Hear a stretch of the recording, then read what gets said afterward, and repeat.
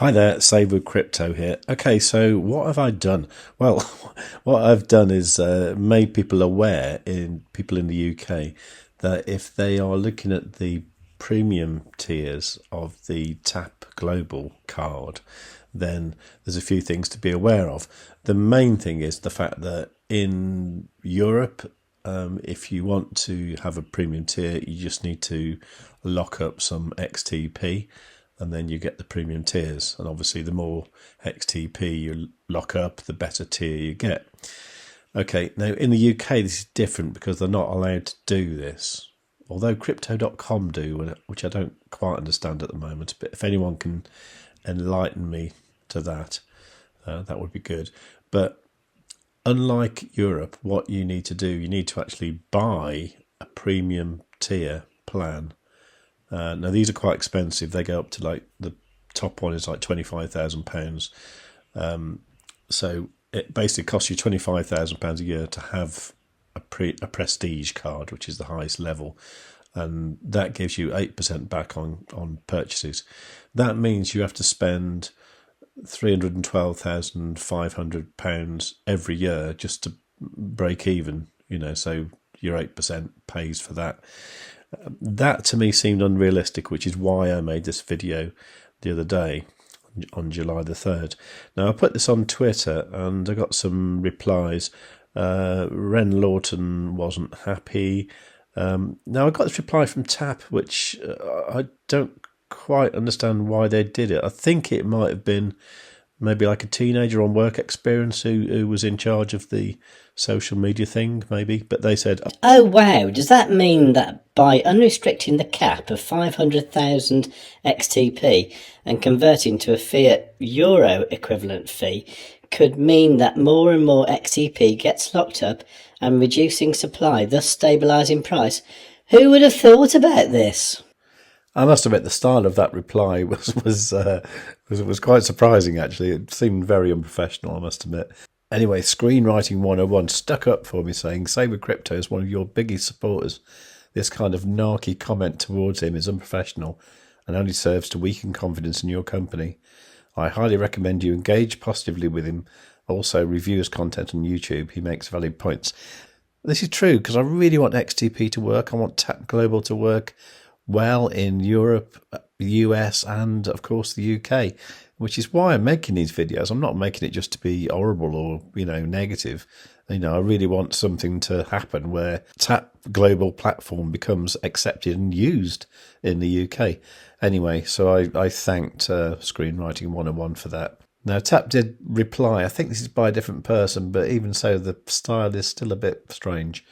Anyway, I'm making this video to reply to this tweet here, okay? So what I would love is to replace my Crypto.com card with something that does the same thing. So the Crypto.com card I have is this frosted rose gold one here.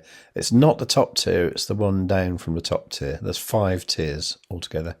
Okay, so if you want this card, you need to lock up £30,000 worth of CRO, which is Crypto.com's token, the equivalent of XTP, I suppose, if you like. And that gives me 3% cash back on purchases that I make with that card. And there's no monthly cap on that either. There are other advantages as well, like I get free Spotify, free Netflix, free Amazon Prime. I can actually get 6 months of X Premium, which I might do actually. Also get like cheaper Expedia. And one thing I really do like is I get airport lounge access for free with a guest as well. And there are other things like you get an extra bonus on the earn feature, but I don't use that anymore. So with this, I can withdraw up to £720 a month from an ATM. I don't do that because you don't get cash back on that, so there's no point. And the top-up monthly limit is £22,000. Well, I don't use that much, so that's fine. So let's forget about the perks. Let's just concentrate on the 3%. So what I'm looking for is a card that could replace this. Now, the CRO that I lock up here, I'll only withdraw it either when it increases massively in price or I decide to stop using that card because I find something better. But the point is that the CRO that I locked up there is my CRO, and if I was to unstake it, I could then sell it. It's also worth pointing out that I bought that CRO for 6 cents, like euro cents, and it's currently worth nearly 8 cents. So, it's gone up quite a lot, about 25% in value since I've had it. It has been much higher, I must say. Okay, so how much do I spend on my card each year? Well, what I did, I went over to the Crypto.com app and I downloaded a statement from the 1st of July 2023 to the 30th of June 2024. Now, it's worth bearing in mind that I only use this card for things where I'm definitely getting the cash back. Now, it does exclude certain things. So, for example, if you're paying for like car insurance, you don't get it back.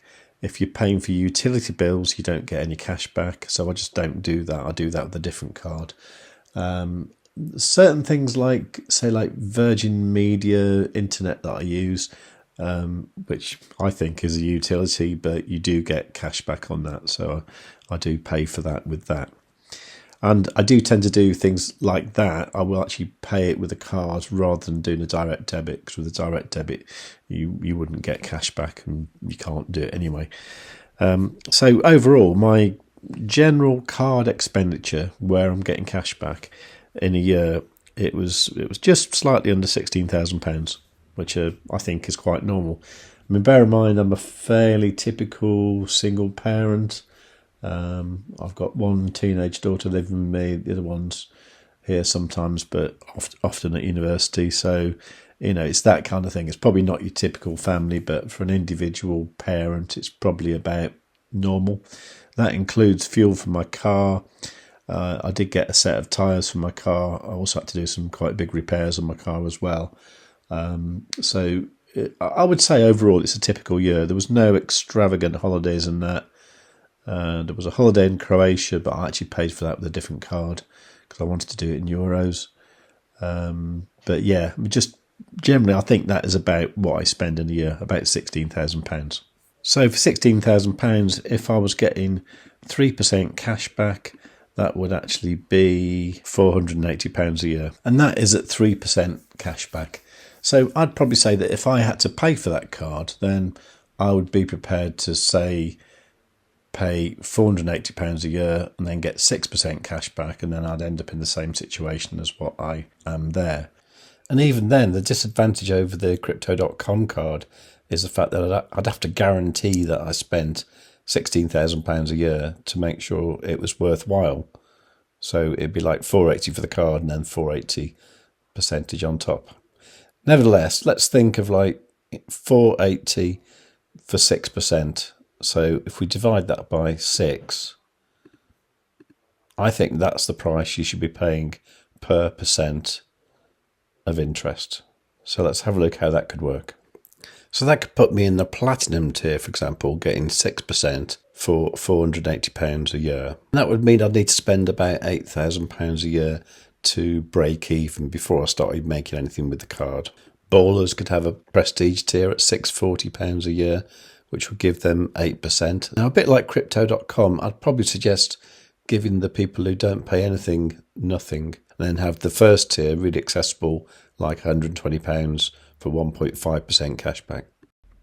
Then you could have the prime tier giving 3% cash back for £240 a year, and then the premier at £320 a year. These are figures that I think are okay, because if you've got a figure in mind that you're going to spend each year on the card, you can think, well, okay, I need to spend that much, and then I've broken even. So, for example, with me, with the 480 card, I could spend £8,000. I think, okay, well, from now on, I'm earning. Now, of course, TAP are going to want some level of commitment with XTP. Now, this is the bit I don't know about, and I don't know what the UK regulations are. Obviously, what we'd all like to do is just follow the European model and just stake XTP and then get a certain level of card for that XTP. I don't think anyone even wants interest on the XTP. We just want to be able to get that card tier. But unfortunately, the UK government isn't allowing that at the moment. So I don't know, would it be possible to use something like XTP to remove, say, a monthly spending limit or a monthly some sort of limit on the card? For example, a maximum cap of the cash back that you can get per month. Maybe that, I don't know.